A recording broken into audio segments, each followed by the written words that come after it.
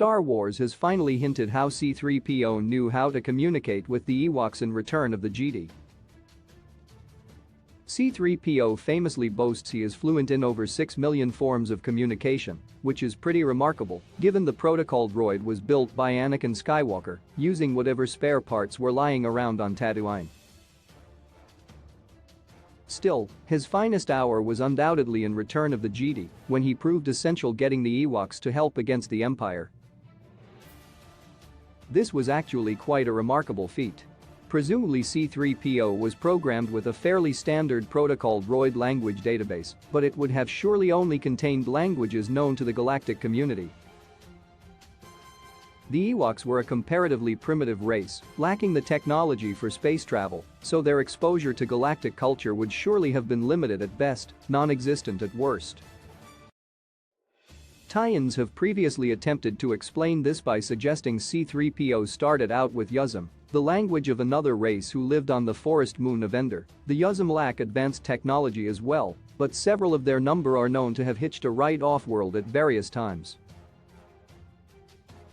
It's a potential explanation for C-3PO's ability to communicate with the Ewoks, but it now seems unnecessary. The upcoming Star Wars Young Jedi Adventures animated series suggests the galaxy had more exposure to the Ewoks than had previously been thought. Set during the High Republic era, centuries before the events of Star Wars.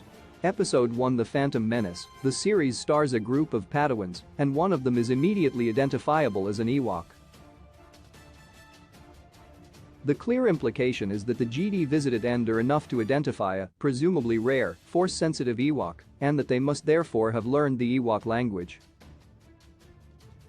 It's possible the Jedi visits to Endor lessened as the Jedi declined by the prequel era, but records of the Ewok language would surely have been left in the databanks used for protocol droids like C-3PO. How much did the galaxy know about the Ewoks? This naturally raises the question of just how much the galaxy knew about the Ewoks in the first place.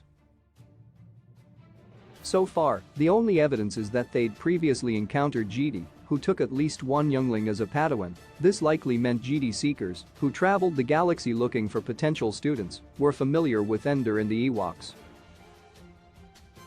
They would surely have filed reports about the Ewoks in the Jedi archives, but these records would have been lost after the events of Order 66, when Palpatine's forces ravaged the Jedi temple on Coruscant.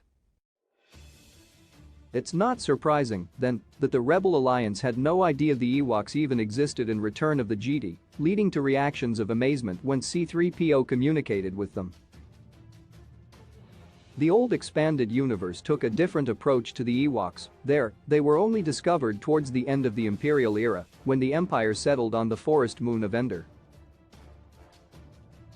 Amusingly, the Ewoks TV series did indeed confirm some Ewoks were Force-sensitive, with the Shaman Logray featuring as the most prominent Force user around the time of the original trilogy. None of this is now considered canon, though, and frankly the new Star Wars animated series offers a far better potential fix for the oddity of C-3POs being able to speak to Ewoks in Return of the Jedi.